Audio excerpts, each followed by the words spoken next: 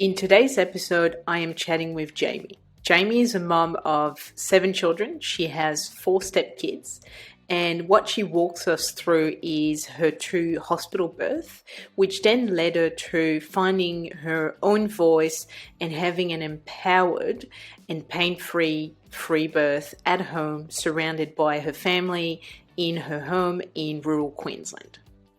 Some topics that we discussed throughout this episode are multiple miscarriages, performing CPR on a baby, and NICU stay. So if any of those topics might be triggering for you, you might want to tune into this episode a bit later. You are listening to Cuppa of a Doula. I'm Alicia, exercise physiologist and doula, and every week I chat with a mum or mum-to-be about all things pregnancy, birth, and parenting. The stories that you will hear in this podcast are real and sometimes raw, but they are all told without any taboo. So grab yourself a cuppa, relax, put your earphones on, and enjoy this episode. Hi, Jaymie. Thank you for joining me on the podcast today. It's lovely to have you on. Thank you so much for having me on here to share my story. No worries. So do you want to start by telling the listeners a little bit about you? Yeah, no worries. My husband and I live in central Queensland. We've got 7 kids between us. I got 4 older stepchildren, and I've had 3 babies of my own. We are a big family. It's quite busy at home. We live out in central Queensland, so there's not much to do out here, and the resources out here and what we can get up to is sorry.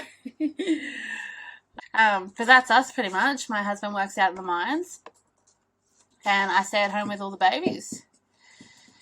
What was your journey like into motherhood? Did you always want to be a mom, actually? I was always told that I couldn't have children, so I never really thought about it, to be honest, until I met my husband, and with him come 4 beautiful children. And I just jumped straight into that, and I loved it. It was a great gift that come with him. And then from there, we had some conversations around having children, but ideally it was just focused on the 4 older ones. And then we come a point where we wanted to try, and then come Jaymie. Amazing. So my first daughter. Oh, that's amazing. Do you think because your husband already had children and therefore you could see, obviously, his interaction with his children, it maybe brought the subject back on and you thought, oh, maybe I do want to be a mom after all? Like I realized I wanted to be a mum when I become a mum to them in some shape or form. I wanted to experience, like I was already experiencing motherhood in a way, but I wanted to experience the pregnancy and the birth and all of that other beautiful stuff that comes along with doing that. So, yeah, it was definitely on the cards. Yeah, that's amazing. And I think it's important to say that being a step-parent to those 4 children is you are educating them, you're actually raising them. So it's, even though you haven't actually given birth to them and they're not your biological children, you're still a parent to them. Yeah. And that's really good. I feel the love's still the same, That's right. Now having children of my own, the love's still the same, which is amazing. Yeah. So your first in daughter, total, my first daughter, in total there's 7, so there's 5 girls and now 2 boys. Amazing. Out of all so obviously she was a planned conception, and it was a relatively straightforward conception for you. It happened fairly quickly, so that's good. How did you feel in your first trimester? I felt great throughout my whole pregnancy with her, and being my first pregnancy, I went to all the appointments and checkups, and I remember leaving them and being like, oh, they didn't really tell me much, or we didn't, Mm. like, why did I go? But it was just something that, um, yeah, I was just sort of had to do. I had to go to every single appointment. I remember at the end of my pregnancy with her, she come on her due date that I had Mm-hmm. planned, like what I calculated. And 3 weeks leading up to her birth, I was told that she was too big. So they tried inducing me, I think it was like 5 times. And I just kept, I felt a little bit of pressure because they said she's too big. You're not going to be able to do this, and there's going to be issues. Um, so I did feel like in that moment, I was like, yeah, okay, I'll book in. And then I'd go home and I'd just ring up and cancel because I just didn't feel like confident enough to say, no, I'm not doing that. Mm. Um, while I was there. So yeah, like 5 times, and I just knew, I'm like, no, she's not too big. And I knew back then, telling myself that my body will create a baby that I can birth. I remember saying that, but I just didn't have that confidence saying it to the doctors and the midwives back then. And I just kept bringing up and cancelling, and she come on the due date that I'd had written down for her, and Mm-hmm. that took 17. The labor for her was 17 hours long, and in a hospital. I remember as soon as my water broke, I was an hour away from the hospital, and my mother-in-law was there, and she's like, "You gotta go, you gotta quick go to the hospital." And I remembered I just wanted to have dinner, eat first, but there was such a hurry and urgency around it. So yeah, we went to the hospital, and I was there for 17 hours when I really didn't Wow. feel like I needed to be at Mm. that point in time. Could have been at So in home enjoying myself a bit more. Yeah, and I think you're hitting it on, on the head about your instincts told you that, your baby wasn't too big for her, gestational age, and also you didn't feel like you needed to go to the hospital at the time that your, family is telling you to. So in terms of birth education, did you No. do any for that first pregnancy? Not really. Oh, throughout that pregnancy, I was more focused on what I was putting into my body, like my nutrition side of it. But it was very foreign to me, doing that work on myself, and I didn't even think that I would could possibly have a home birth at that point, which is wild because my younger three is now 3, 2, and I've got a 3-month-old. So it's all happened. The amount of education that I've given myself over that short time frame from my first to my last baby Mm. is massive. I'm like, how did I not know this? Have this information? But in hindsight, everything that I went through educated me as well. That's right. Yeah, yeah. And it's good that you followed your instincts, from the first pregnancy, because it's something that first time moms we're kind of told that the doctors and the obstetrician, they know better and they know best, but at the end of the day, Mm, it's your body and you actually know what you feel and how, some women, they will be able to tell when they have a bad feeling about, maybe the baby's moving less or something like that, even before a problem actually arises. So it's really mm. important to follow your instincts like you did actually. So, yeah. So, in the end, so did you get an induction for your first pregnancy, or was it a No, spontaneous labor? they tried to induce me 5 times, and I just kept saying no, or ringing up afterwards and saying no. And then she just my waters broke and on her the day before her due date, and yeah, she come. Now I think it's wild now to think that I didn't feel like I had to go, like I didn't trust myself more like I did, rely on the doctors and like my mother-in-law that's been through it. So I think like now with my girls, to make sure that I have those conversations with them, because I Mm, never spoke about birth with my mother. that's right. Yeah. So, how did you find your Yeah. first labor? So, did you use any pharmaceutical pain relief? Did you use the gas? Did you get an No, epidural? I knew that oh no, I did have a bit of gas. It was only a little bit though, but for the most of it, I didn't use anything. I just remember finding it long, and also one thing that sticks in my mind is listening to a nurse, like she was speaking about something she did on the weekend, and the amount of people in and out. That was that was just I didn't know any different, but it was very intrusive. Yeah, that's right. But I remember after I had Jeremy, I looked back and was like, that was so easy. I could do that again. Like that was great. That was fantastic. And my sister's saying that's just how are you wanting to do that again so soon? But I didn't think it was I didn't think it was a bad experience at the time. Yeah. But now, being able to reflect on it, I realize like all this stuff. And each birth, as I like with Jeremy, there was things that I realized that I definitely don't want to happen again. Like in regards to like the environment that I'm in. So with each birth that I had, I changed those, and they got better and better. Yeah, as they went on. Yeah, and that's good. I guess, as you said, long. It's about, so you said 17 hours, is that right? Yeah. And I remember them also just saying that this is taking a long time. And then that putting doubt in my head going, what? Should I be quicker? What, am I taking too long? I just sat, and now knowing what I know, it's like, geez, there's no time frame. Everyone's so unique. And that's all my births have been different. And for them,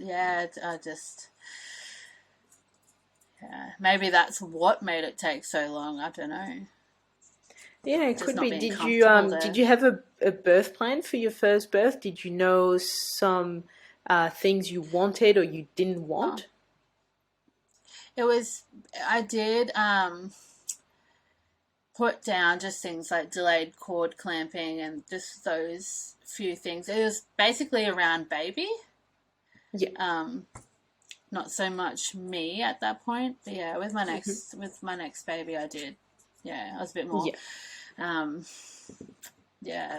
Pointed out the few things that I did want to change, and made sure I spoke about them instead of just having a birth plan and not really giving it to anyone and making sure they understand it, because I don't think I ever remember seeing anyone actually pick it up and read it, to be honest with you. So my second birth, I actually wrote a birth plan out and discussed it frequently or at the appointments that I went to and on the day and all of that. So but my second birth was at we were living on a property and it was occupied by a few different families. So I was throwing around the idea of having a home birth the second time, and she was also a planned pregnancy. So they're 21 months apart. And then on the day, she came the day after her due date that I calculated. And her pregnancy was smooth sailing as well. Really enjoyed it. It was a bit tougher, I think, when you got a little one to run around after. That first one, I could put my feet up and really relax, and then that second one, you got to run around, and it's a bit more energy that needs to be used. But I was thinking about having a home birth, but I still didn't feel like I could control the environment with so many families around. But knowing that I did start thinking about that different option at this point, rather than just like, oh, okay, I got to go to the hospital again. I did have, after looking back on my Jeremy's birth, I was like, oh, I want it to be different. I want it to be better. The idea of a home birth was there for her. But I ended up at the hospital. So with thinking about a home birth, was it because the hospital environment, it just didn't align with the type of birth you wanted and how you wanted to actually birth? I think after going like experiencing birth for the first time, then I started really branching out and looking into informing myself, um, listening to more podcasts, the stuff I probably should have done prior, you know, Yeah, but you dove a don't know bit what you more don't know. into it. No, and you don't. But yeah, I was doing a bit more research, and then I realized, like, oh, look at all these women birthing at home. Look at and all the videos and stuff, and it just looks amazing. Mm. And where we were was just such a beautiful property. I'm like, I could really feel peaceful doing it here. So my surroundings where we were at that point were ideal. And I was kind of in the mindset where I was like, I didn't go to as many appointments with Yagajiri. I was just kind of more like flow and would go to the odd one. I think I had one scan with her. And I was like, if it happens here, it happens here. I'm not going to worry. Like if I rush off to hospital or just stay here and let's see how it progresses. So there wasn't that sense of urgency. My mother-in-law come and stayed again, and she was okay with that. She wasn't pushing me out the door this time. But on the day, there was one of the families that I lived with. They had their family over, so there was people everywhere, and then we had some extra family just popping in, and I'm like, I can't relax. It's just too much. So yeah, that was when I chose to go to the hospital. Yeah. So was your husband on board with the home birth, or was he a bit apprehensive about, if anything went wrong? No, my husband is super supportive. His grandmother, his father's mother, actually gave birth to his father on the way into town. They live rural, so she had to walk into town, and she gave birth to him under a tree, and literally chewed the umbilical cord, tied it in a knot, and chewed it, and then kept walking into town. So he's got a lot of brothers and sisters, I think 8 in total. So he's always had this absolute awe of women and what they're capable of doing. So, but he's always been that support where if I wanted to have a birth in hospital, he was all for that. It was my decision ultimately, and he was just there to back me all the way. But when I did say, I want a free birth, he was like, let's do this. He was so excited.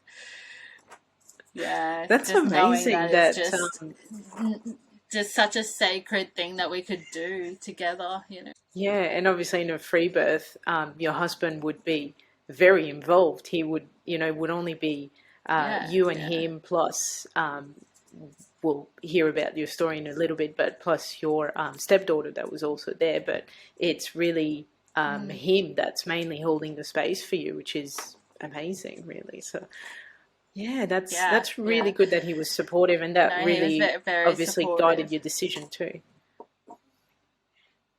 Yeah. I just I used to, when I was on some Facebook groups and just reading, some women don't have that support, and I felt very fortunate that no matter what I chose to do, he was always there backing me. So it did change a lot. It gave me the confidence as well. Like I know when I was pregnant with my second Yagajiri, I was trying to do that work on myself leading up to the birth, and just in case I did have her at home, like I wasn't sure which way it was going to go.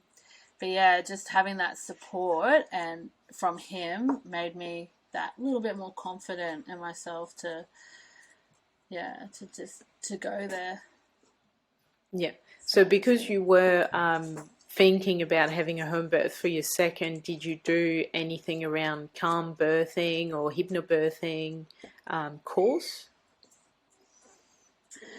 No, it was one of those things I was looking into, and my sister did hypnobirthing. She said it helped a lot, but I didn't actually go do any courses or to find out how I do it properly. But I was doing a lot of meditating and everything throughout her pregnancy to try to just calm myself and my mind the way I more so than when I was with Jeremy, like when my pregnancy there. Yeah, I was doing some work, but I didn't go to any courses or anything. Yeah. So again, instinct, and you just knew that. what would help you to calm down. Just taking and that stayed. time. Yeah. A lot of writing. Good. And looking into any of my fears and where they came from. Really, because I think that's a big thing when I was thinking about home birthing, and I'm like, well, what am I afraid of, and where does it come from? Yeah, that's right. Everywhere. Like I like in my childhood, I'd never even heard of anyone that had a home birth. It was just you just go to the hospital. Yeah, I looked up statistics around home birth actually, and it's a very small percentage in Australia, at least reported home birth. It's about between 0.3 and 0.5% of all birth. And I think that's also reflected in that it's really difficult for midwives to support home birth. They have to be endorsed. Getting the insurance is complicated, it's pricey. I guess there's a lot our medical system, we basically believe that a hospital birth is the safest. So therefore, anything other than that is harder to achieve. I was going to say, one of the things that made it appealing, like a home birth appealing, was to be able to do something within your home, surrounded by your family, that could possibly break the chain.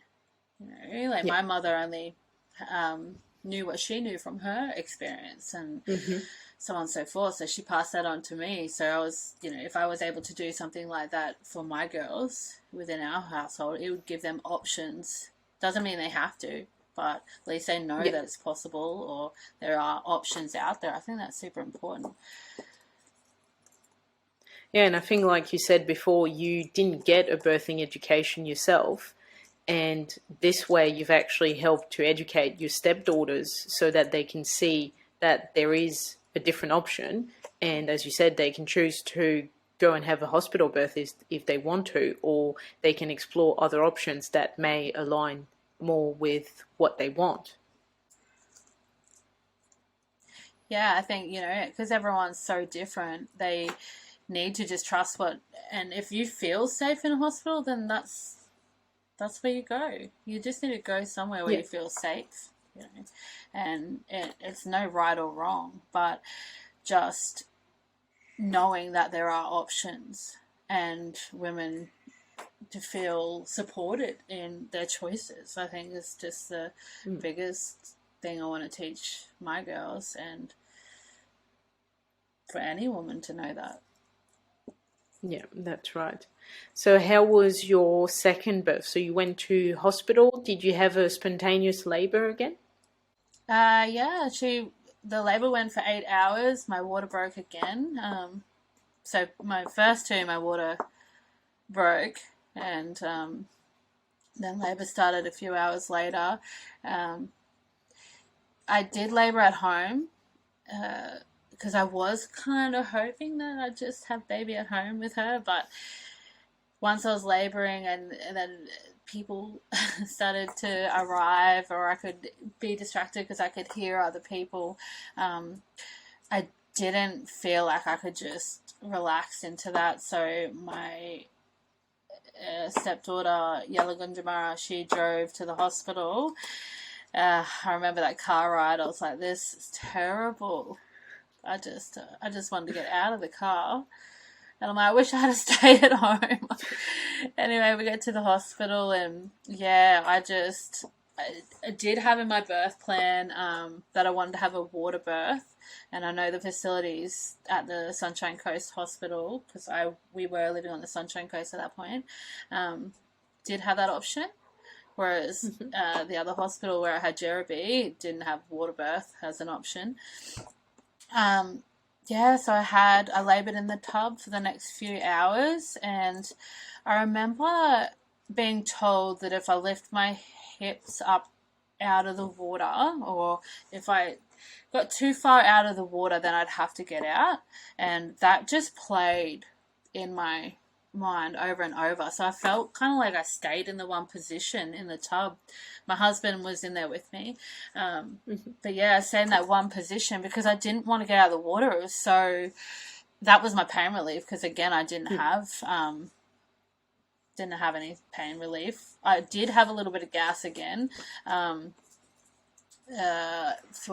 Yagajiri, but yeah, and I stayed in this one position, and they just told me that I had to get out because Bub looks like she's getting stuck.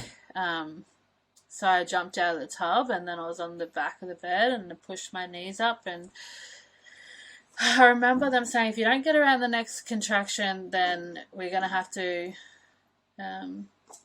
cut you. Do an episiotomy? So I pushed her out, and yeah, that's the one. But then, and she was, my first baby was 8 pound 2, I think, and Yagajiri was 9 pound 3. Wow. But I don't, and then, so I got her out, and I don't know whether it was just where my mind was at when I was in the water that got her in that position, where, because I wasn't moving or wasn't listening to my body the way I probably should have been, because that was just playing in my head that I shouldn't move because I didn't want to get out. Mm-hmm. If that's why she got stuck. But yeah, that's how that happened. So reflecting on her birth, I was looking at all of those things. Why did that happen? Was it my environment? Because I didn't feel relaxed there as well, as much as I was when I was at home. Yeah, in my bathroom, in the bathtub with the candles and that stillness. In the end, did you need an episiotomy and instruments to help your baby girl to get out? Okay. No. So I did it. I didn't have any help, but I did, like, I was able to push her out myself. But I think, I don't know. I just feel like I could feel my body tense up. And I think the idea, them saying, look, if you don't do it now, this is what's going to happen. I was like, hell no. That's not happening. Stressful when, but I think the whole, like my body I just felt it tense up, and I'm like, I'm not. And that's the hardest thing. Like, how are you meant to get her out smoothly if you're not relaxed? Yeah, it's just not good when they put some limitations, or they tell you that if she's not out, by the next push, then they need to, do an episiotomy, for example. That's just, it's just going to make you tense, because they're putting limitations on what you can do rather than giving you the time and the space. And especially if baby is not in distress and you're not, you're not unwell, there is no actual medical emergency, then why is there such a, pressing time? Why do we need to get her out right now? Can we just wait for the next contraction? And I think it's really hard, because once you get out of that headspace, like most of my labor when I was in the water, before they made that comment, I was able to just listen to my body and really tune in. And then you get all these outside influences talking, saying this, saying that, and it's so hard to just block it out and listen to yourself. And feel your body and feel baby and connect. And it's so hard. And then it all gets lost because you're trying to listen to what they're telling you or what's going on. And, I feel as though it's something that you can't look back on and say, well, if this had happened or this had happened, because you don't know the outcome, how it would have played out. But at the end, I look back on that birth and I just feel like the only thing I think is that if I had maybe listened to my gut and just had baby at home, we wouldn't have been in the hospital and had all these outside input that I had to navigate through. Yeah. Did you stay in hospital long after you had your second girl? Oh, both. No, we were out as soon as we could be. Yeah. With both of them, yeah. Yeah. How did you find the recovery after your first and your second birth? Were they any different? Obviously, in the second, you had a toddler to look after. My first baby, it was beautiful. It was calm. Had all the help around me, and I could really take it all in. But at the same time, I didn't really know the importance of postpartum recovery, or just that love that you need to give yourself in that period. So at the same time, I had all this support where I could relax and really take it in. But then on the other end, I'm like, I need to do the dishes. I need to do this. I need to do that. Like these unrealistic expectations I was putting on myself. And so I don't think I actually did sit in it and enjoy it as much as I deserved to have. And I did that to myself.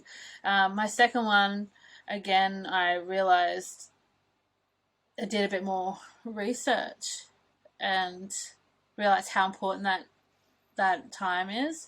I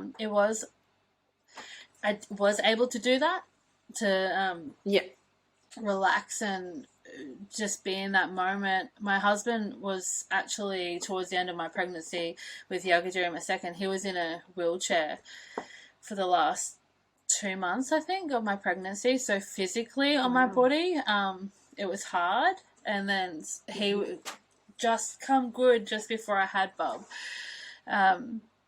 So yeah, after that I still had to be there to support the family because my husband wasn't still doing well. And also I think I got mastitis as well. I think that's because I wasn't really taking that time for myself. And I was tandem feeding. I didn't even know what mastitis was. So there's all these things. I was like, what is going on? I didn't go to the doctor. I remember just thinking, okay, well, it feels like my ducts are blocked. So I just had both my girls drinking, and it was the most painful thing I've ever lived through to this day. Yeah, and I remember just being in the shower, just hot water, massaging it and taking a bath, and just it was so painful. And my mother rang me and she goes, "Oh, how have you been? How's everything going?" I said, "Well, I've had the worst pain the last few days." And she's like, "You should have went to the emergency. That's quite serious." I'm like, "Oh, I'm good now." I'm not going to let that happen again. And I really think that was because I wasn't taking that time for myself, and being delicate on myself in that period. But yeah, for my second baby, I was able to sit in and have quieter moments. But they were fewer than the first. There with her. Of course, right after you've got a toddler running around. Yeah. But the tandem feeding worked smoothly. Amazing. That was just something that felt so natural for me. Yeah, and it was really a really beautiful thing to experience. Yeah, that's amazing. Did you have any trouble to establish breastfeeding with your first? No. I've had a very easy breastfeeding journey with all my babies, so that's something I'm really grateful for. Yeah, and so beautiful that you could tandem feed. Yeah, and I only stopped tandem feeding them. They were both still on the boob just before I had my third. Amazing. So, yeah. Wow. What a journey. So quite a long breastfeeding journey. Yeah, wow. So how was the conception of your third one? Was it planned as well? Yes, definitely planned. After I had Yagajiri, Oh, sorry. Before I had Yagajiri, after I had Jerebi, we were trying, and I had, I think it was 7 total miscarriages. Oh, wow. So that was quite a journey to get Yagajiri. So when I was kind of a little bit held back on getting excited, like we knew we wanted to have another one, but I had to. I held back the excitement until we were quite a little bit into the pregnancy, because it's quite a roller coaster when you go through having a miscarriage, let alone 5 to 7. Yeah. So when we did get the news that we were pregnant with him, I held off a bit, and then once we got to the 12 weeks, I was like, yes, okay, this is super exciting. Oh, amazing. Yeah. Did you get any scans back at Central for Queensland him? at this point. No, so I didn't go to the hospital at all for him. I did, like, it wasn't that I'm like, no, I'm not going to the hospital. I just was more, I'm just going to listen to myself. If I feel like I need to, if I feel like something's off, then I'll definitely go. I'm not, but otherwise I'm just going to take care of myself and just ride it out. Yeah, so I didn't do anything with him. Yeah. So for that one, so you obviously didn't know he was a boy. Did you want to free birth? We didn't find out with any of our yourself? pregnancies. Oh, amazing. Yeah. Yeah, they were all surprises, so we weren't going to find out with him, obviously. But I found with his pregnancy, there was a lot of personal excavating that was done. I knew that I wasn't going to have him in the hospital. I wasn't really straight off the bat going, I'm going to free birth. I wanted to have a midwife present, but unfortunately where we are located, there's just no options. I had one lady that I reached out to, but I would have had to have travelled 2 hours away and put her up in accommodation and myself for about 4 weeks, I think she said, leading up to the birth. But I can't do that. We've got a lot of kids here at home, and we didn't want that either. We wanted to be together. It's the whole was the whole point. And I found her when I reached out to her to see, what she offers. Her response was very cold, and I was just like, nope. This doesn't fit. It needs to align with you. I don't know what I was expecting. Maybe like, oh, congratulations, but it was more like, this is the price. This is what you need to do for me in order for me to come out. And I think she said something along the lines as, I'm quite busy as well. So like, if you want to go with this, then you need to tell me. And I was just like, don't worry about it. And then after that, I was like, why can't I do this by myself? I've got all this time. I can do the work, and we're going to do this. Did you look into getting a doula instead of a midwife? No. I didn't look into getting one, but at that time, and this is where I think things just can line up, because they're meant to, Like I had a friend that just finished doing her doula training, and she was super excited when she found out what I was planning to do, like planning to free birth, and she wasn't going to be there as my doula, but just as my friend. And she asked if it would be okay if she was there. And for me, I was like, she's doing something to change the lives of women.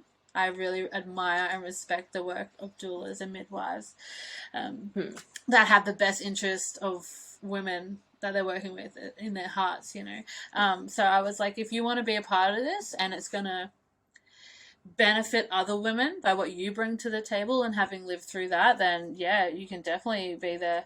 It just happened just so happened that when I had Bob, she had to go in for an operation, so she was like the only day out of the year. Wow. But yeah, that's just how it worked, and I just think that it was just meant to be who was there. That was meant to be Yeah. how it happened. Yeah. Yeah. So you felt good during So this yeah, pregnancy as well? I did. I felt very empowered. You know, each Good. little thing that I researched, or the work that I did on myself, and like even my husband, each step was yeah, working towards this empowerment, and I felt really confident going forward into it. It was good, and it was exciting. There was like this excitement in our house the whole pregnancy, like, we're doing Wow. this. Your little brother or That's sister is going to be amazing. here in this home. Like, this is where he's going to make his entry. Yeah. Oh, that's great. How were your step kids feeling about you birthing in the house? Were they a bit I guess you said there was some excitement, but were they a bit apprehensive about seeing you potentially in pain, or did they want to be there for your birth? Yes. um, it's quite funny because I was kind of making comments like, we live in a 2-story house and we have a beautiful established garden downstairs with an undercover patio, and we do have neighbours on either side. And in my excitement, I was like, oh, I could be down here in the birth pool, set a few lights up. This would be really nice and tranquil if the weather's nice. And my son goes, what about the neighbours?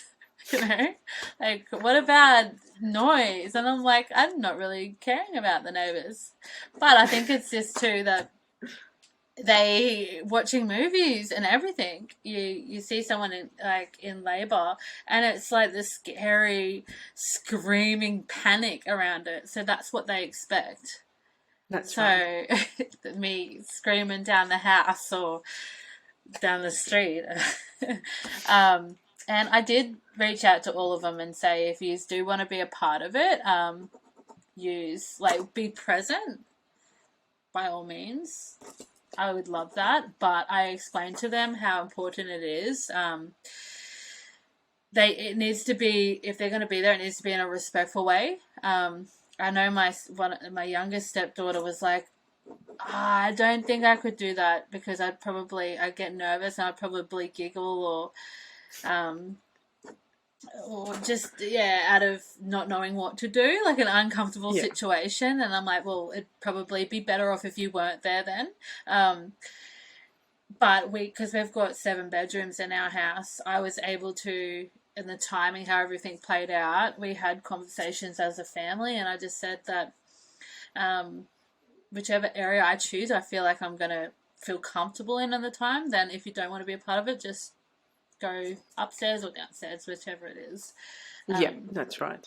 Yeah, so we had a lot of conversations because for me it was really important that we set the environment. So this is like why I really didn't like being in the hospital, because I couldn't control that. Like I didn't know who was going to walk in. I didn't know what they were going to say. Whereas at home, I could. I had people that loved me around me, and they knew that, I wanted to just be able to have that quiet stillness and fully immerse in myself and do this, and they respected that. Yeah. And that's what made it so amazing. They were excited. I think it was just like a bit of nerves. Yeah, obviously, yes. So what was the first sign of your bub's labour beginning? My water breaking again. Yeah, Nice. it was my water. My waters broke. Yeah, and I'm like, oh, it's on. My water broke at midnight on the dot, and I think they all broke in my sleep. Oh no, my first one didn't.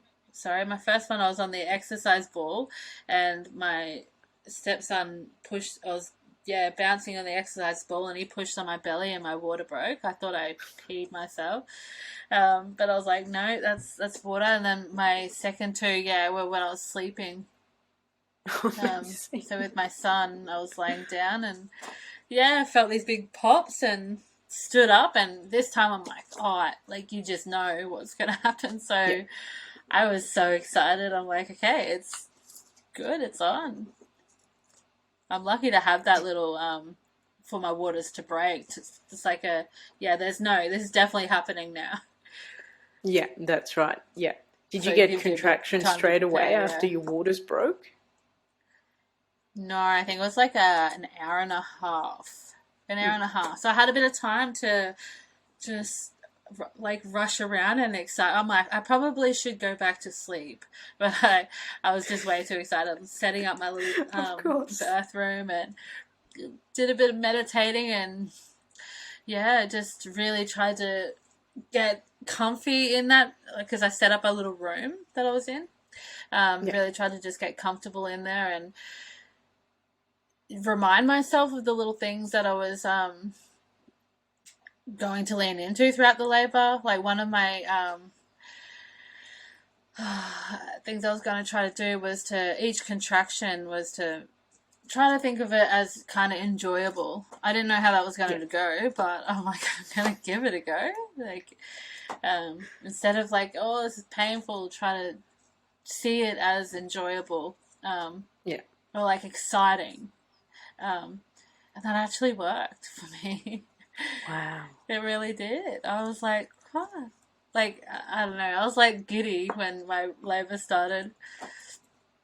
And I let my husband sleep because he'd just come off night shift and he needed the sleep. So I let him sleep. And then my stepdaughter, because she also works where her dad works, and she was at work, and I texted her because she wanted me to let her know if anything happened. She's 22 now, so yeah, she what also is a really good help to be there for the little ones, which was what she wanted to do. She wasn't quite sure whether she wanted to be in there, but I said, look, just see how it goes. Like, if you don't want to, I'm not going to get upset, but if you do, then this is you, whatever you feel comfortable with. But she ended up pretty much being my doula throughout it. Amazing. She was so amazing. Yeah, and, throughout my pregnancy, she really wanted to hear, like, how I was preparing for having Bob. So she knew what I wanted. I think she listened the most deeply to what my wants around my labor. So she would have been the best person to be that like the doula for me in that case. Yeah, she was making sure little buckets of ice water were like there, and with a cloth in it to like tap my head and like rub my back and make sure that my playlist was on. And yeah, and this is just she just knew. And it was such a beautiful thing to go through with her. And my husband was more he was back and forth making sure that everything was, because I think he had the pool was set up and he had to keep getting water to top it up, to add more hot water once it started to get cold. And before that, he was in there with me. And I think when he started doing that, that's when my stepdaughter stepped in to be that support for me. And she didn't really leave till the end the labor, I stayed in the water the whole time, and I remember feeling Bub's head and going, "Wow, is this? Are we there already?" Wow, fast labor. And then I was in the water. Yeah, I was in the water, and I was like, I feel like I need to get out of the water. And then when I did that, my stepdaughter went, and because my younger kids, it was 7:00 in the morning when my son was born, so my two babies were waking up, and so she left to be with them, and my husband and I were in there, and I jumped out of the water, and I felt like I could feel Bub's head, and I could felt a little internal battle going on at that point, where with my second Yagajiri, how they were saying that she's stuck. We need to get her out. And I'm like, oh, I don't want her to get stuck. Mm-hmm. And that thought kind of popped into my head. And I was like, straight away, I'm like, well, I know these positions that I need to get into that help with like shoulder dystocia. So I was doing that. My husband's there, and he's he knew that I asked of him just to be present, not to like talk. not to really like talk unless I was asking him stuff. So he was just there, and I felt it. Like, I felt his presence, and I think that was exactly what he needed to do, because I was just trying to navigate it myself, and I just needed to feel that he was there. So I was getting into all these different positions and trying, and then the whole labour, I just was trying to just listen to my body and follow those contractions, to really gauge what position and how to flow with it. And then it took a little bit, but then my contractions just stopped, and that threw me. And Bub's head was out, and at this point, my husband's niece she was there with her two girls staying with us. They turned up a few days before, and they weren't meant to be passing through at that time. So it was one of those things that I think it just aligns for things to turn out the way they do sometimes. And because my stepdaughter had gone, and my husband Trinity I think he started to panic a little bit. And he needed that little bit of extra support in that moment, which, you know, if that's what he needs as well. I felt supported, so that was good. And so he's called her in, Rena, and she was there, and we ended up getting, I say we, like a group effort, but I ended up getting Bob out, and checked to see if the cord was around his neck or anything, but it wasn't. But he was unresponsive, so he had to have CPR performed on him. And then in that moment, my husband called the ambulance, which is directly across from our house. So it was, they were there within 3 minutes, if that. At this point in time, I can't gauge time. I don't know. Time just does not exist in that space. But yeah, you go from... I was just going to say that you just go from like that fight or flight, you know, and you just either act or react. And so CPR is just what we started straight away. Did you know how to do CPR on a baby? Rubbed his back.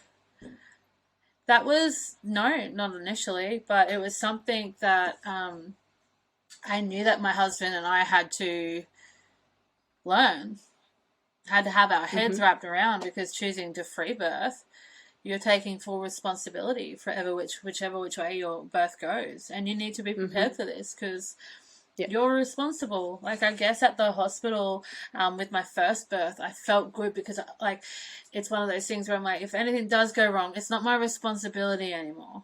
I have someone else there that will step in, and it's their responsibility.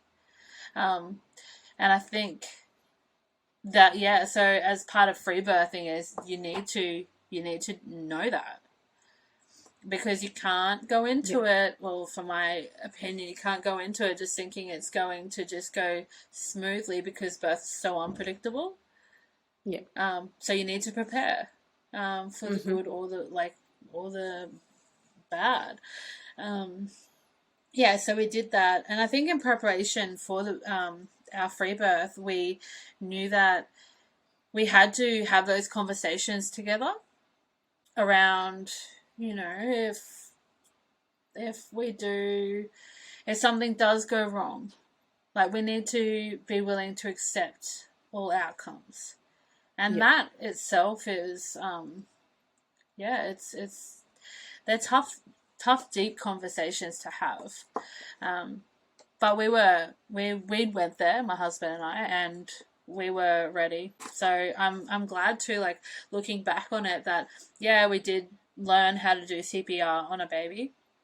Whether or not we could apply that, what we'd learnt previously to that moment effectively, is another thing. Like, I don't know, like, you could freeze, you don't know how, of course, how it's going to play out. You just hope that you're going to act,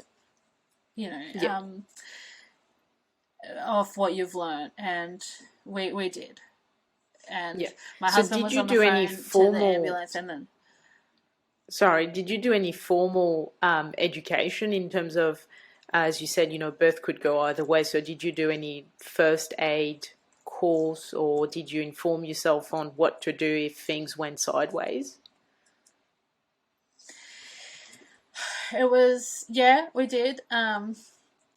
It was mainly based around, first aid, but and the CPR. But that's as far as we went with that. Yeah, good. In terms of formal training.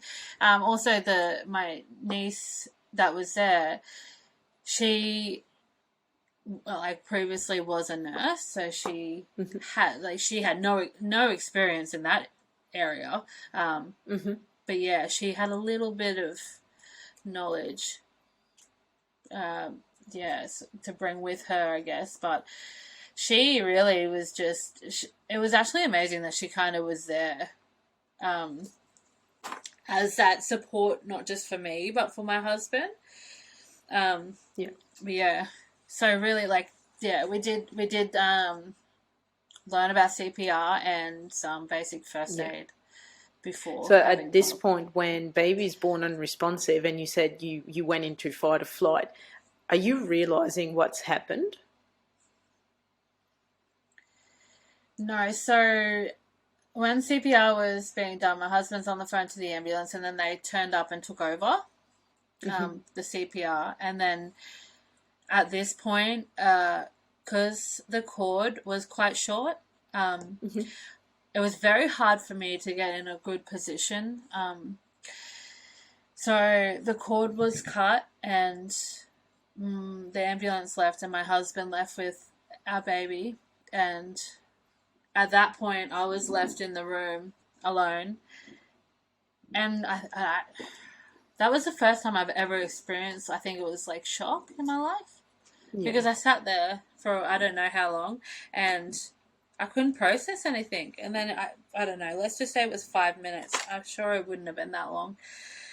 It was probably a minute that felt like a long time. And then I remember just thinking, wow, what am I still doing here on the floor? I need to get up, I need to get this placenta out, and I need to get to my baby. So I jumped in the shower. I remember trying to sit on the toilet and had the bowl in the toilet and trying to relax too to get this placenta out. And that wasn't happening. And then I'm like, well, I'll just jump in the shower. That way I'm doing two things at once. Getting kind of ready to go down the hospital and get the placenta out. And my niece come in and she said, look, I just need you to know that I'm here. I'm not going to talk, but just know that I'm here. And she did bring me in the placenta release tincture, which I had. And my placenta come out within 5 minutes of having that. That it was all very once I realized that my baby wasn't with me, that's my only focus was getting to him at this point. Yeah, of course. So I just remember getting the placenta, putting some clothes on and taking photos of the placenta, making sure it was all intact, all there. I felt fine otherwise physically. I felt good. I didn't feel like there was any issues with me at that point. And then just made my way down to the hospital to meet my husband and my son. Yeah, so living in a rural area, was your hospital able to handle that type of situation? They're a very, very small hospital, and they've never experienced anything like that. Wow. When he came in, they actually had to ring Brisbane Hospital and Royal Children's Hospital, and they talked them through that, what to do over the phone. Wow. They ended up, like, my son, he wasn't breathing when he come out. He had a heartbeat, and they continued to do CPR all the way to the hospital, and where he was breathing on his own, but he was struggling a little bit, so they put breathing tube in to help him with that. And then so from there, that's where he had that assistance. And because we did have him at home, the ambulance and the doctors didn't know how long he wasn't breathing for, so he had to be flown to the NICU. Yeah. So he was flown to Brisbane because your hospital didn't have the facility to handle this type of situation. How was that being, being a few hours postpartum and separated from your baby? How was that? It was feeling like I couldn't really feel like he was the number one priority, so I didn't really feel like I could go there, like how I felt about the situation. Yeah. It was more like just him, we just need to make sure that he's good. I do remember like going down to the hospital, and I wasn't admitted as a patient. It was only him, which was like, for me, I'm like, that wasn't even something that crossed my mind, but I had really the severe afterbirth pains, and I was sitting, I just had to be on a chair, and I remember just like the pain was pretty bad, being there, and they wouldn't give me Panadol or anything because I wasn't a patient. And I sat there, my husband and I sat there all day. So he was born at 7 o'clock, so we're pretty much there at 7:15 in the morning, and we were there till 6 o'clock that night. I was told at like 10 o'clock that morning that I was going with him on a plane to Brisbane, so I had to rush back home and pack a bag, and then I rushed back to the hospital, not knowing what to pack. Like, my brain wasn't really working, so I don't even know what I threw in that bag, but got back to the hospital, and we were told that the plane's half an hour away, it's 40 minutes away, and then it just kept dragging on until the plane got there at 6 o'clock that evening. And a few hours beforehand, they told me that there's a weight restriction on the plane, and that they asked me how much I weighed, and I was like, I have no idea.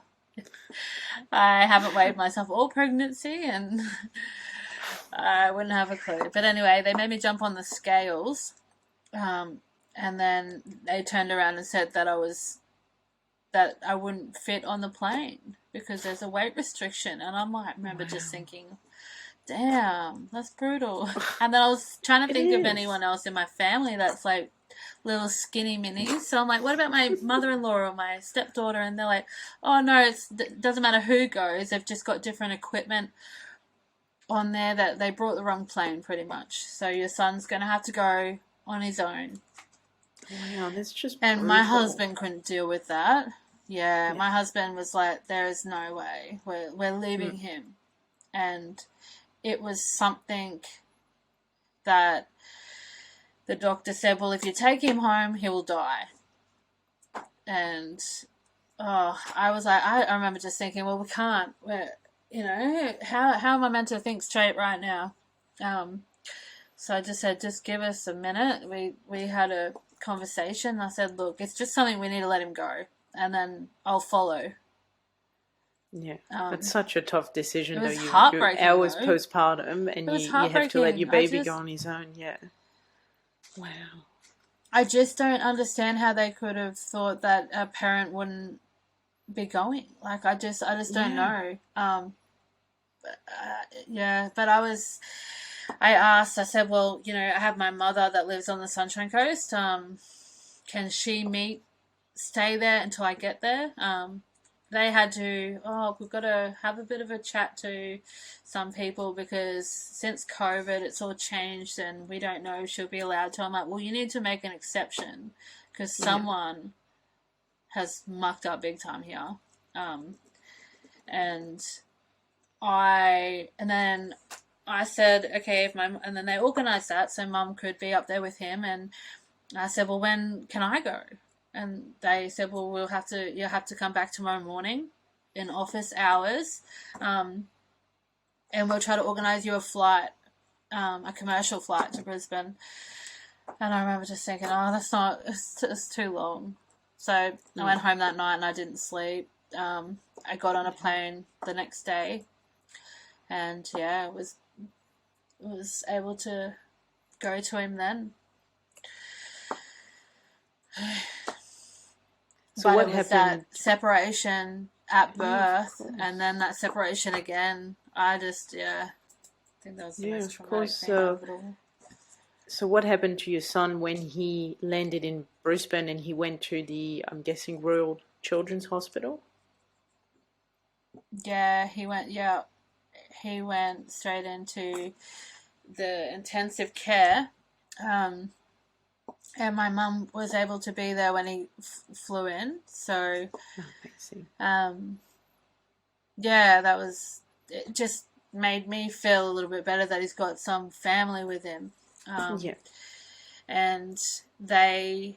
because they weren't certain as to how long he wasn't breathing for, what they do is they put him through a 3-day cooling period. So it allows the brain to repair itself. And, so they did that, and that's a precautionary thing. They do that with all babies that they're unsure of how long. So he did that for 3 days, and they also had the breathing tube down his throat. After those 3 days that he was on, I was able to go to him that next day. So after that 3 days of him being on that cooling period, they warmed him back up, but he now had a collapsed lung due to the breathing tube. Yeah. Because he wasn't able to swallow his saliva, and his saliva was making his lungs stick together. And then there was just, so there was waiting for that lung to heal, and then he caught a virus, which he was put into isolation. So just once we got there and he got out of the cooling period and his results come back okay. It was just like he got that collapsed lung from the breathing tube, and then he got a virus from another baby that was in the same room as him. It was just all these little things that extended his stay. Yeah.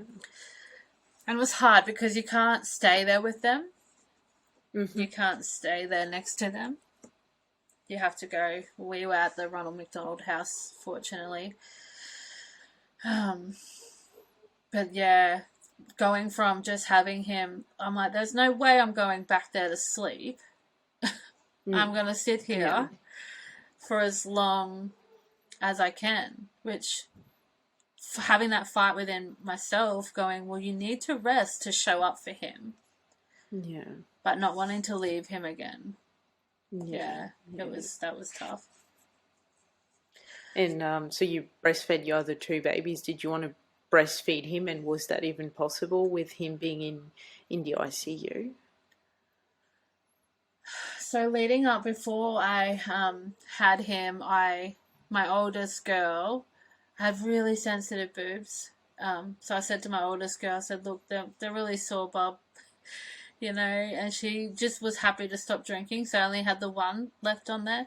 And I was planning on tandem feeding my youngest daughter and my son together. But then we obviously had to go to hospital, so she was then able to wean. She had no issues with that because I wasn't there. When I got to the hospital, yes, like I just wanted to. It was like this.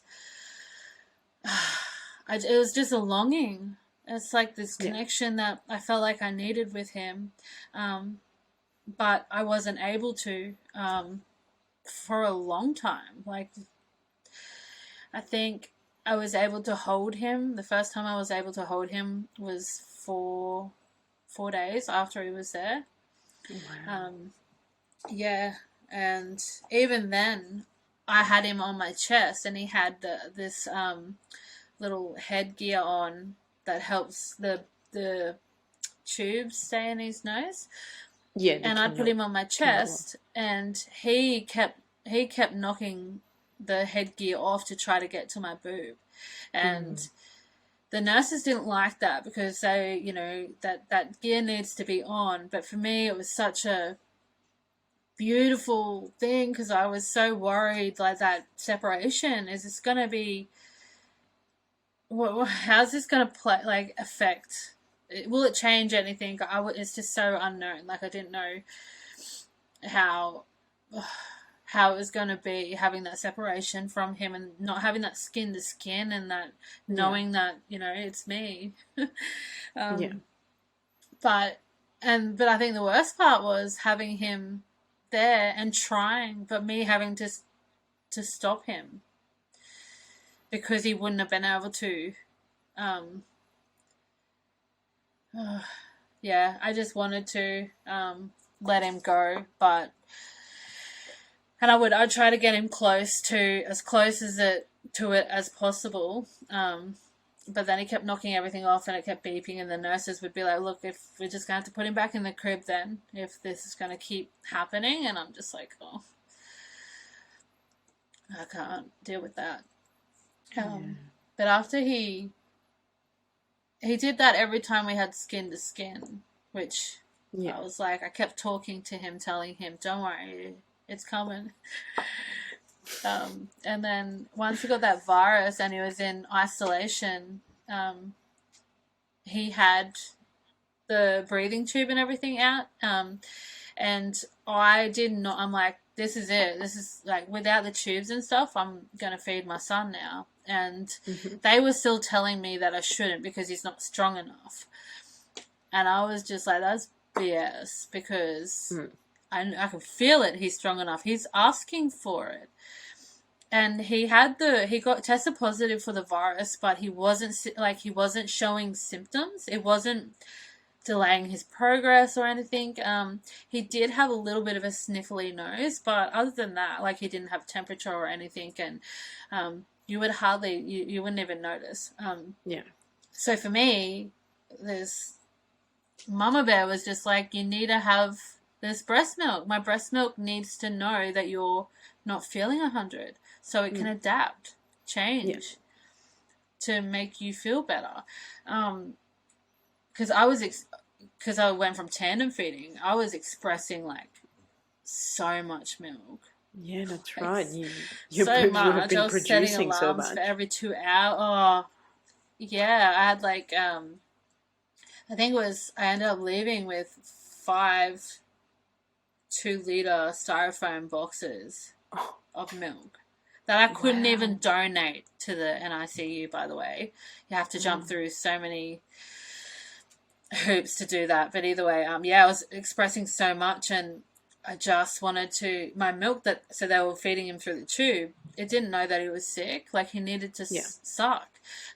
So when he got into the isolation, I was able to hold him as much as I want. So when the doctors did their round, they're like, well, we won't do it today, we'll do it tomorrow. I'm like, it's been too long. This is, we're on to week 3 now. And I remember them saying, well, he is getting your breast milk. I said, breastfeeding is more than just receiving the milk. Yeah. It's a connection. And it's a connection I need as his mother. It's a connection that he needs. So I just did it. I just put him on there. And he went like a little champion. Amazing. And see, again, you as a mom, you know best what's good for your child. Not always the doctors. I mean, they obviously have done extensive studies and all of that, and they've been at, they went to med school for years. But at the end of the day, it's your child, and he was giving you cues this whole time that he just wanted to breastfeed. Yeah, and I remember it was like when I put him on there, and she's like, the one nurse was on, she's like, "Oh, are you feeding him?" And I'm like, "Yep." And she goes, "Well, you need to let me know because you weren't scheduled to do that till tomorrow, and I need to make notes about this." And I said, "Well, you can make a note about this then." And then after he'd finished, he'd fallen asleep on me, and I planned to just stay there until he woke up again and feed him again. Just and so I did it again, and she did a shift change, and I overheard her tell the other nurse that she believes that I wasn't listening to her her suggestions, and that I'm hard to work, like I'm not cooperative. Right. And then fortunate enough for me, the nurse that come on, she just got it. She understood.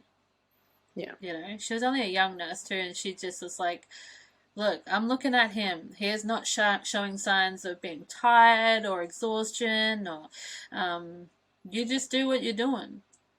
And if it wasn't for her, like, I would have still done it, but she opened that up to allow me to do it as much as I wanted. And feel okay, not feel this tension in the room while I'm doing it. But yeah, so from there on, the doctors did their rounds again. They're like, "Well, so how did the one feed go today?" And she said, "Well, she's actually been demand feeding all day." And they're like, "Oh, okay, well, how's that going?" And she goes, "Really well. And plus he's had a bath too." But I think what it is they have a certain way they have to do it, and it doesn't matter the individual needs of the person or the baby. It's kind of like one size has to fit all. You all have to just do this way of do it the same way. But yeah, it was hard because even I felt being in the NICU, I felt that judgment too by choosing to free birth. Almost as though like if you hadn't done that and you had been in a hospital, maybe you wouldn't be here. But having said that, I'm not talking about all the staff there because there were a lot of amazing nurses and doctors there. But yeah, on a daily basis, there was always one person that made you feel, that would read your chart or have a conversation within hearing shot about your situation to another staff member, and you feel that judgment. Yeah. So that was hard. Yeah. And I think it's important to say that, as you said, there's a lot of amazing healthcare workers that work in the NICU, and they would do anything for those babies that are not even theirs. But sometimes there are nurses or doctors that do bring judgment to this. And I think it's important to also say that this situation happened during your free birth. That's right. It could have happened in a hospital birth. We will never know if the outcome would have been different if you had birth in the hospital or not, and you were really responsive to this situation. You responded straight away. You did the best you could with what you had, and that's amazing. And that led to your baby boy being healthy now and feeling well. Yeah, and there was one nurse in the NICU when they did a handover. Parents aren't meant to be in the room. Unless you're holding your child, then you don't have to get up and leave. You can be there. And I was holding my son, and they did a handover, and it was the nurse that was looking after my son, and she was handing over to a bunch of nurses in the room. And her comments about me free birthing, and the way she said, "Oh, this one's a free birth," like it was like you could just feel it, that negative negative view on it. And then one of the nurses, after she'd left, she come up to me and she's like, you know what, I just want to let you know that there's 4 other babies in here that had the same entry as your son, and those 4 other babies were actually born here. And I didn't ask her, didn't talk to her about my situation, but she was one of the nurses that was getting it handed over to, and she felt the need to say that to me, which from that point on, I was like, yeah, I'm not, because there was a bit of guilt, but afterwards, I'm like, no, I did this. I brought him into this world. And like you said, I don't believe it happened directly because I free birthed. That's just birth's unpredictable. Exactly. And what's really interesting is letting go of that guilt. Yeah, that's right. And it's what would be interesting is to know whether those judgment would still be there if, let's say, you had a planned home birth, but for example, your labor was so quick that your midwife wasn't present. So essentially, you had a planned home birth, but you actually free birth. What would what would those nurses have to say about that? Would it be looked in a different way because you actually had a midwife that was planned to be there? It's sometimes, and it's also really hard because you're in this environment where you're just very vulnerable because of, your son being in NICU, and this is really stressful for you. And there's obviously a lot of rules, put by the doctors around, you can't hold him or you can't breastfeed and all of those limitations. And then having those nurses, and we're probably talking, as you said, a minority of nurses, that just express their judgment or imply it. It's just really hard on you as a mom, as you're trying to do your best, you're trying to be there for your son, you're trying to hold it together as well. I'm sure you would have put your son first and put yourself second at that point. See, I like when I first went in there, I was alone. You're alone. I'm assuming a lot of the families that go in there initially, there's only going to be one parent, and then the rest kind of follow if they can. So yeah, it can be really lonely, and doesn't really feel like a safe environment. To feel the way you should feel. I'm very fortunate that my husband was always on the phone, reassuring me and what our values are and what we believe in, so I had that. I just knew, so when I initially got there, having gone through what I went through and then having that judgment there, then I started to doubt whether I made that right decision, to free birth. But I went back to the Ronald McDonald House, and I'm like, you know what, I need to deal with this right now because I'm not going to show up to my son with all this negativity, and I did that, all that work we did prior to free birthing, like taking ownership of your outcome. I did that, and I was like, you know what, I'm proud that we did this. I'm proud of how I reacted, acted, and I'm here, and we're going to be getting out of here soon. So, but that having that, so I'm just lucky that I had that support from my husband. I think there'd be a lot of parents in there where I just hope that they have someone to support them through that time, because it's so challenging. Yeah, of course. Did you have any mental health support that was offered to you through the hospital or through an external service? I know you had your husband, but did you have any health professional that you could talk to? Yeah, there was a case social worker that come around, and she was awesome, but she was spread thin. There's so many families, and there was one of her. So there'd be many times where she would say to me, is there anything I can do for you? Or what can I do? Or, I'll get this done for you. But then she wouldn't get to it because she's so busy. There's so many families in her that need that support. So there was one lady, but like I said, she was a busy woman in there, but she was trying to do the best that she could.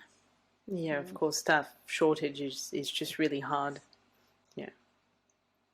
And so how is your son now? So he's 3 months, you said? Yeah, he's 4 months on the 7th, and he just rolled over the other day. So he's Amazing. doing really Wow. well.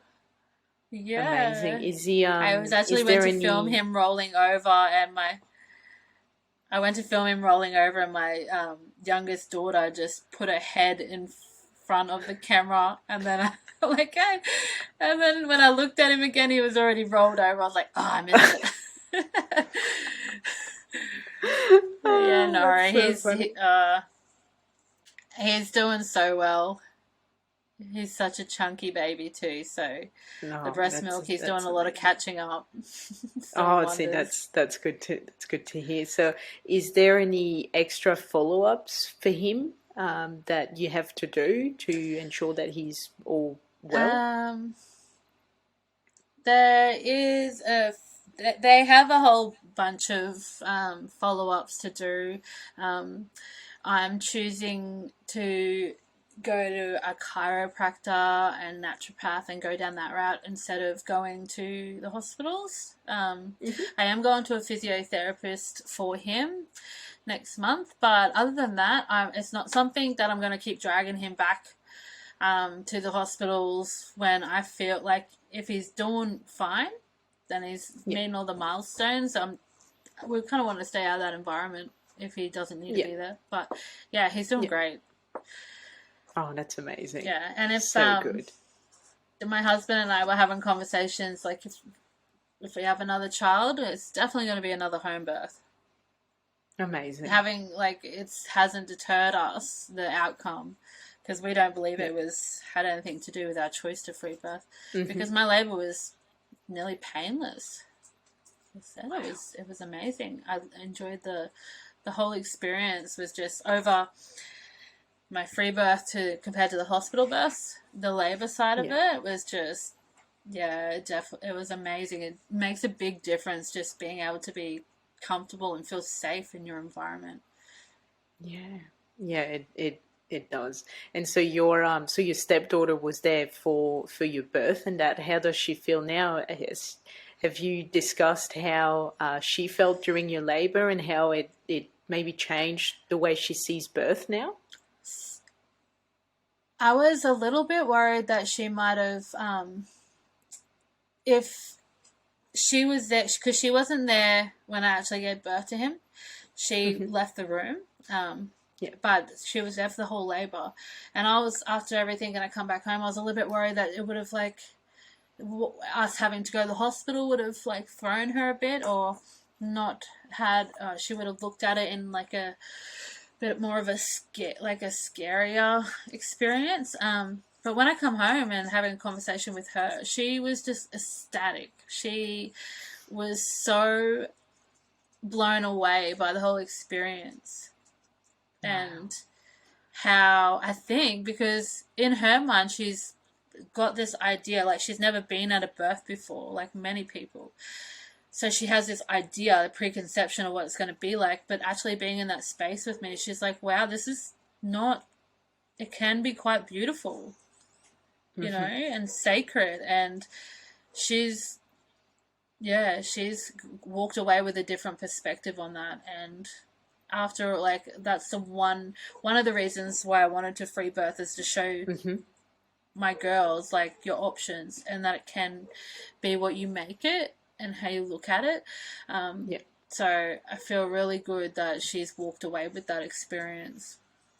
Yeah, and I don't think she's that's a ready. really She's got her little siblings that are keeping her at bay from having children at the moment. So I don't think she's that's a going to form rush of into it, but contraception. when she's ready, yeah, when Yeah. she's ready, I don't think I think she's going to be excited for it. Yeah. Good. Yeah. And that's a birth education that you actually gave her. That's the I best thing know. you could do, really showing Uh, her what it can look like. Yeah, and that, mm, as you said, it's very different to what we're shown in the movies or in the TV series where it's painful, women are on their back, there's a lot of screaming, there's doctors running in the room, and it doesn't have to be like that, and it's not always like that. It's this emergency. It's like there's a medical emergency where everyone needs to freak out. It's not. Yeah. It's the exactly. Opposite. Yeah. Even when I told my mum that I was planning on free birthing, she was like, "Oh, are you sure? Are you sure? Who's going to be there, though?" And I'm like, "Me, Mum. I got this." And you did. You've actually shown that you had this. Yeah. Yeah. Yeah. And the having to go to the NICU and all of that after his birth, and that's just a part of our experience. That's just his birth story. But the birth, and like you said, it wasn't anything directly from free birthing him. It was just I don't even know why he wasn't unresponsive. Why he was unresponsive, but it's just what happened. It is what it is. Yeah, that's right. But yeah, it was an amazing experience, and by far the best labour out of the 3. Oh, amazing. Oh, that's excellent, and it's so good that it was a happy ending, and your son is doing really well now, and he's a happy and healthy baby. Yeah, he come into a big house all waiting to meet him. There's plenty of love here for him to flourish. Yes. Yeah, I just think that if you are choosing to free birth, for me, I personally feel like making that choice to go through that, I've developed a really strong relationship with myself. Yeah. I have that trust in my body.